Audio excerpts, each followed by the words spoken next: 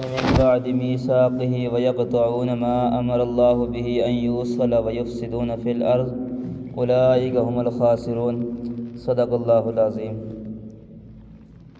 اس سے گزشتہ آیات کے اندر اللہ رب العزت نے جنت کا تذکرہ کیا، اور اس سے پہلے اللہ رب العزت نے قرآن مجید کے اوپر جو اعتراضات کرتے تھے ان کو چیلنج دیا کہ اگر تم میں ہمت ہے تو تم قرآن مجید کی چھوٹی سی ایک صورت کی مثل لے آؤ۔ تو دنیا کی یہ عادت ہے کہ جس وقت اگر کوئی کام نہ بھی کر سکے تو وہ خاموش نہیں رہتی، کچھ نہ کچھ وہ کہتے ہیں نا ہاتھ پیر ہلاتی ہے۔ تو انہوں نے ایسا کیا، اگر قرآن مجید کی مثل تو نہ لا سکے تو انہوں نے قرآن مجید کے اوپر اعتراضات کرنا شروع کر دیے۔ سب سے پہلا اعتراض انہوں نے یہ کیا کہ اگر یہ اللہ رب العزت کی کتاب ہے تو اس کے اندر ایسی ایسی مثالیں کیوں ہیں، جیسا کہ کتے کی مثال ہے، مچھر کی مثال ہے اور مکڑی کی مثال ہے۔ یہ اگر اللہ رب العزت کا واقعتاً اللہ رب العزت کا کلام ہے تو ان کے اندر ایسی مثالیں کیوں ہیں؟ تو یہاں پر اللہ رب العزت اس چیز کا جواب دیتے ہیں کہ ان اللہ لا یستحیی ان یضرب مثلا ما بعوضۃ فما فوقها، کہ بے شک اللہ تعالیٰ نہیں شرماتا اس چیز سے کہ مثال دے کسی مچھر کی یا اس سے بھی چھوٹی چیز کی۔ فَأَمَّا الَّذِينَ آمَنُوا، فرمایا کہ جو لوگ جو ایمان لائے، فَيَعْلَمُونَ أَنَّهُ الْحَقُّ، وہ اس چیز کو سمجھتے ہیں، وہ کہتے ہیں کہ یہ مثال حق ہے، من ربہم، ان کے رب کی طرف سے۔ وَأَمَّا الَّذِينَ كَفَرُوا، اور وہ لوگ جو انہوں نے کفر کیا، فَيَقُولُونَ مَاذَا أَرَادَ اللَّهُ بِهَذَا مَثَلًا، اور وہ کہتے ہیں یہ کیسی مثال ہے، اس مثال سے اللہ رب العزت نے کیا ارادہ کیا۔ یضل بہ کثیرا، اور بہت سارے لوگوں کو اللہ رب العزت ان مثالوں کی وجہ سے گمراہ کرتے ہیں۔ ویہدی بہ کثیرا، اور بہت سارے لوگوں کو فرمایا کہ کیا کرتے ہیں جی، ہدایت کے راستے کے اوپر لاتے ہیں، اللہ رب العزت ان کی وجہ سے ہدایت دیتے ہیں۔ وما یضل بہ الا الفاسقین، اور وہ لوگ گمراہ نہیں ہوتے مگر کہ نافرمان۔ فرمایا کہ ان مثالوں سے گمراہ وہی لوگ ہوتے ہیں جو نافرمان ہوتے ہیں، جو اللہ رب العزت کی نافرمانی کرتے ہیں۔ الذین ینقضون عہد اللہ، آگے اللہ رب العزت نافرمانوں کی صفتیں بیان کر رہے ہیں کہ وہ کون کون سی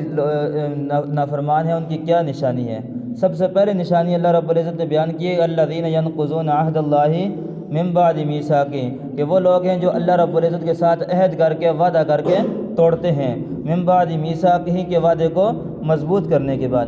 یہاں پر یہ مفسرین نے بہت سارے قول نقل کیے ہیں کہ یہاں پر وعدے سے کون سا وعدہ مراد ہے، عہد سے کون سا عہد مراد ہے۔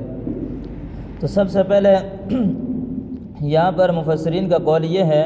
کہ یہاں پر الذین ینقضون عہد اللہ سے مراد یہ ہے کہ یہ عالم ارواح کے اندر اللہ رب العزت نے تمام انسانوں سے، حضرت آدم علیہ السلام سے لے کر قیامت تک آنے والے تمام انسانوں کی روحوں سے وعدہ لیا تھا کہ الست بربکم، کہ ان سے سوال کیا تھا کہ میں کیا تمہارا رب نہیں ہوں؟ تو انہوں نے فرمایا تھا قالوا بلا، کہ بے شک آپ ہمارے رب ہیں، کیوں نہیں آپ ہمارے رب ہیں۔ تو یہاں پر یہ اللہ رب العزت نے فرمایا کہ یہ جو عہد لیا تھا عالم ارواح کے اندر، اس کا عہد مراد ہے۔ ایک مفسرین کا قول یہ بھی ہے، اور یہاں پر بھی اعتراضات کرنے والوں نے اعتراضات کیا، کہنے لگے، مشرکین نے اعتراض کیا کہ اگر وہ ہم نے عہد اللہ رب العزت کے ساتھ کیا تھا تو وہ ہمیں یاد کیوں نہیں ہے، اگر ہم نے کیا ہوتا تو ہمیں یاد ہوتا۔ تو اس کے متعلق مفسرین نے لکھا ہے کہ کئی ایسے اولیاء اللہ بھی ہے گزرے ہیں کہ جنہوں نے یہ فرمایا ہے کہ جن کو یہ عہد الست والا عہد ان کو یاد تھا، جس طریقے حضرت علی رضی اللہ تعالیٰ عنہ کے متعلق آتا ہے کہ وہ فرماتے ہیں کہ مجھے وہ عہد یاد ہے، اور آگے فرماتے ہیں کہ ہمارے متعلق جو بات ہے کہ ہمیں یاد کیوں نہیں ہے، اس کے متعلق علماء نے لکھا ہے کہ آج کل کے ہمارے حافظے ایسے ہیں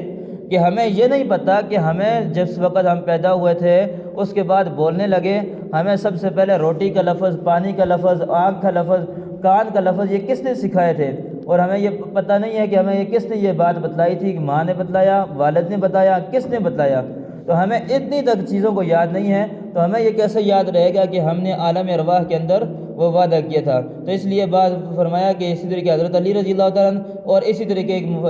اولیاء اللہ میں گزرے ہیں کہ حضرت سہیل بن عبداللہ غالباً ان کا نام ہے، وہ فرماتے ہیں کہ مجھے الست والا عہد یہ یاد ہے۔ اور دوسرا مفسرین کا گروہ یہ کہتا ہے کہ یہاں سے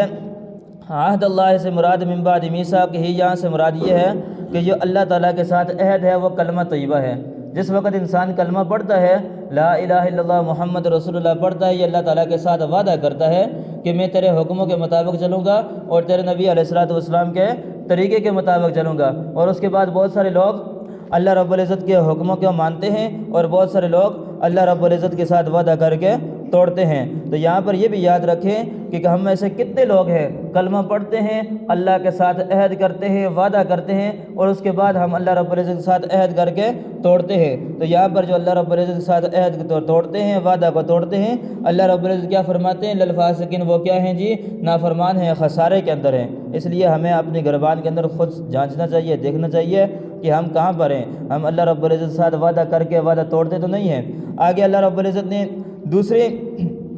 نشانی بیان کی کہ فاسقین کی دوسری نشانی بیان کی کہ وَيَقْطَعُونَ مَا أَمَرَ اللَّهُ بِأَن يُوصَلَ،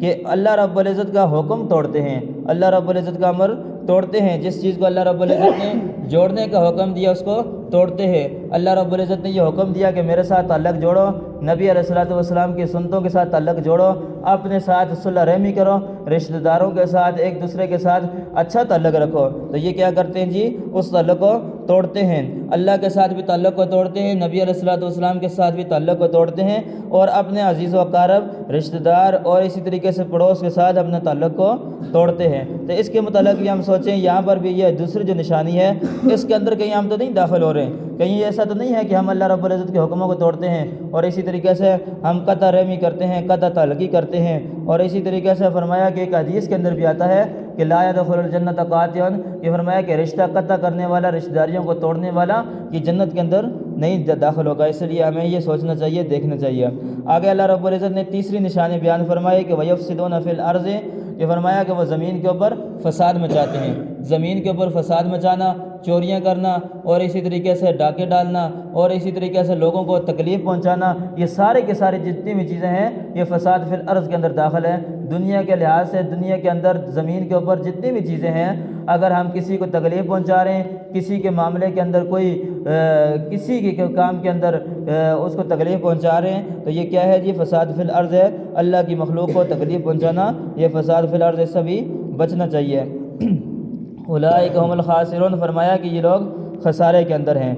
آگے اللہ رب العزت فرماتے ہیں کہ کیف تکفرون باللہ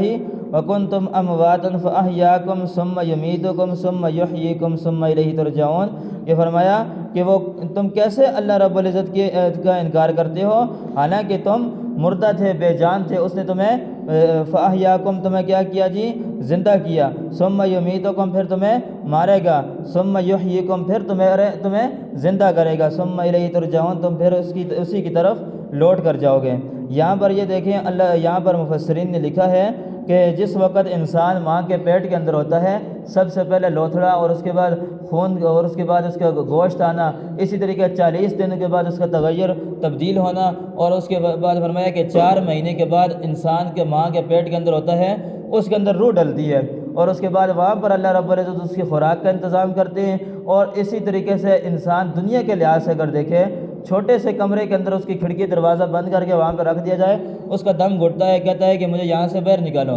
لیکن اللہ رب العزت ماں کے پیٹ کے اندر، وہاں پر اللہ رب العزت اس کے سانس کا بندوبست بھی کرتے ہیں، سانس لیتا بھی ہے اور اسی طریقے خوراک بھی لیتا ہے، سارے کی ساری چیزوں کا اللہ رب العزت وہاں پر اس کا انتظام فرماتے ہیں۔ پھر اس کے بعد دنیا کے اندر جس وقت داخل ہوتا ہے، دنیا کے اندر آتا ہے، اور اس کے بعد فرمایا کہ فاحیاکم، ہم نے اس کو زندہ کیا، ثم یمیتکم، اور پھر فرمایا کہ ہم اس کو ماریں گے اور اس کو موت دیں گے، اور فرمایا کہ وہ جس وقت موت دیں گے، ثم یحییکم، پھر وہ قبر کے اندر زندہ کیا جائے گا۔ یہاں پر امام راضی رحمہ اللہ یہاں پر ثم یحییکم سے مراد وہ زندگی لیتے ہیں جو عالم برزخ کے اندر یعنی قبر کے اندر کی زندگی ہے۔ فرمایا جس وقت انسان قبر کے اندر جاتا ہے، قبر کے اندر داخل کر دیا جاتا ہے، اس کے اندر روح ڈالی جاتی ہے اور اس کو زندہ کیا جاتا ہے، اور پھر وہ فرشتوں کے سامنے جواب سوال کرتا ہے، فرشتے اس سے سوال کرتے ہیں اور اس کا وہ جواب دیتا ہے۔ اگر وہ نیک ہے تو اس کو نیکی کی طرف، اور اس کو فرمایا کہ جنت کی کھڑکی اس کے سامنے کھل جاتی ہے، جنت کی نعمتیں وہ محسوس کرتا ہے۔ اگر اسی طریقے سے بدکار ہے تو جہنم کی کھڑکی کھلتی ہے، اس کے متعلق فرمایا کہ وہ اس کو محسوس کرتا ہے۔ فرمایا کہ آگے کیا فرمایا کہ ثم یحییکم، پھر وہ تمہیں زندہ کرے گا، ثم الیہ ترجعون، اور تم اسی کی طرف لوٹ کر جاؤ گے۔ اور آگے اللہ رب العزت کچھ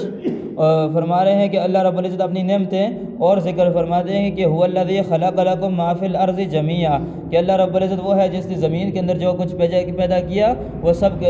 سارا کچھ تمہارے فائدے کے لیے پیدا کیا ہے، تمہارے لیے پیدا کیا ہے۔ یہاں پر اعتراضات کرنے والوں نے اعتراض کیا کہ زمین کے اندر ساری کی ساری چیزیں یہ انسان کے فائدے کے لیے، تو کیا سانپ بھی انسان کے فائدے کے لیے ہے؟ تو یہاں پر یہ لوگ